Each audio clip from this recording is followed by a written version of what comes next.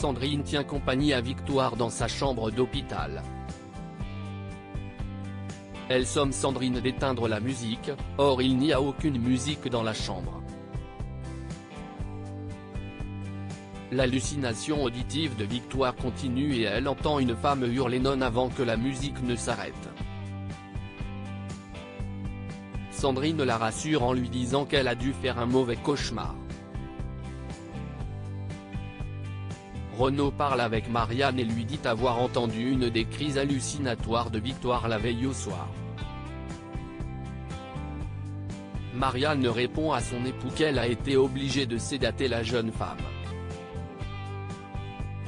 Elle pense que son état est dû à un problème psychique lié à des causes multifactorielles, et que la greffe en elle-même se passe bien. Cependant Marianne ne comprend pas car elle connaît sa collègue et celle-ci est mentalement stable et forte. Renaud demande à son épouse de rester vague avec les proches de Victoire tant qu'ils n'ont pas posé un diagnostic clair. Plus tard, Georges rend visite à Victoire, Solène et Berthe, et tombe sur Sandrine qui lui explique qu'elle a eu un réveil compliqué. Georges lui répond que les médecins pensent que Victoire fait un délirium post-opératoire. Sandrine part et laisse Georges avec Victoire. Lorsqu'elle se réveille, elle est prise d'une hallucination et confond Georges avec le mystérieux jeune homme de la veille. Elle frappe donc son compagnon. Georges fait examiner son visage tuméfié par William. Le jeune homme et Sandrine sont de plus en plus inquiets suite à l'état de Victoire. Samuel leur explique que ces hallucinations auditives et visuelles peuvent survenir à n'importe quel moment, et qu'il faut qu'une personne soit avec elle en permanence pour la rassurer. Plus tard William rejoint Victoire dans sa chambre, qui lui explique qu'avant toutes ces hallucinations, elle a ressenti une angoisse inédite et viscérale. La jeune médecin demande à passer un IRM car elle pense que la cause est organique. Cependant les résultats ne montrent aucune trace d'acide vasculaire, ce qui écarte la piste de la lésion cérébrale. Victoire pense que les causes de son état sont de l'ordre du psychiatrique et que ce n'est pas son corps qui rejette le greffon mais sa tête. William se rassure en se disant que tout va s'arranger. Malheureusement Victoire continue à avoir des hallucinations. Lorsqu'elle voit son reflet sur le portable de Sandrine, elle aperçoit du sang couler sur son front. Elle demande à Sandrine de la laisser seule car elle souhaite se reposer. Mais quelques minutes plus tard, alors que Georges rend visite à Victoire, il tombe sur une chambre vide. Victoire s'est enfuie et a laissé son téléphone et sa chemise de chambre. Manon craque et démissionne du Spoon à la villa. William essaie de convaincre sa fille de reprendre ses études.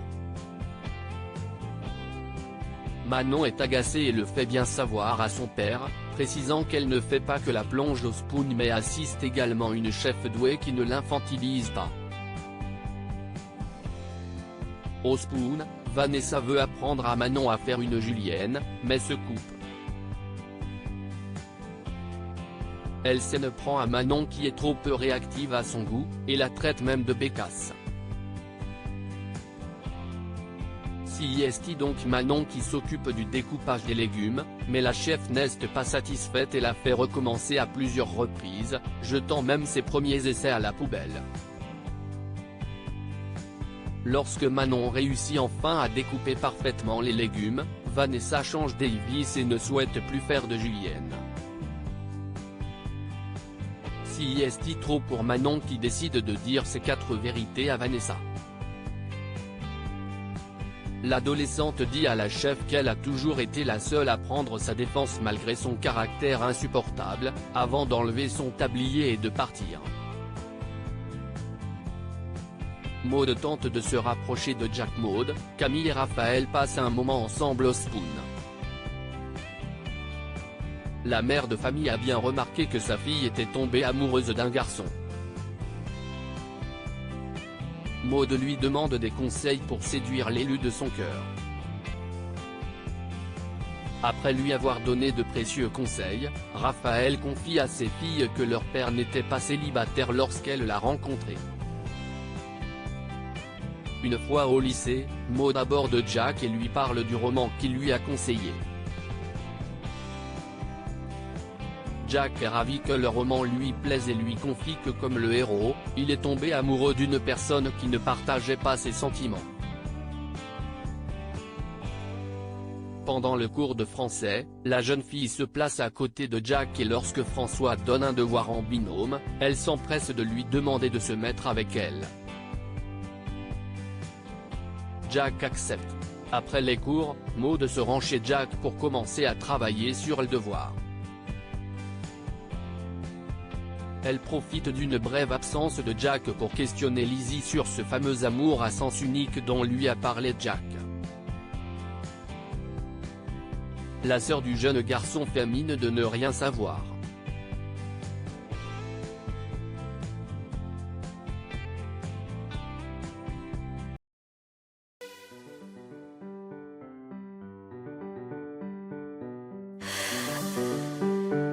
The man I love just